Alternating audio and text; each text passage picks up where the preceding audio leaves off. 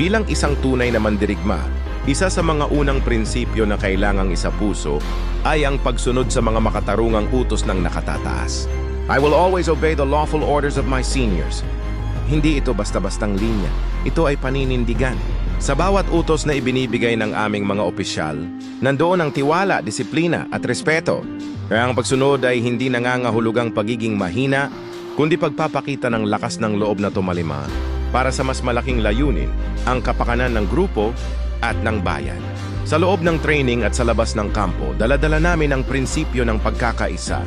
Ang bawat utos na makatarungan ay isa ring hakbang patungo sa tagumpay, disiplina at katatagan. Hindi man madali ang daan, ang pagsunod ay gabay naming sundalo sa gitna ng kaguluhan. Sa mundong kailangan ng leader, kailangan din nito ng taong marunong sumunod sa tamang paraan, sa tamang dahilan. Kaya sa bawat hakbang, sa bawat sigaw ng move, fall in, o advance, itinitiyak ko, I will always obey the lawful orders of my seniors.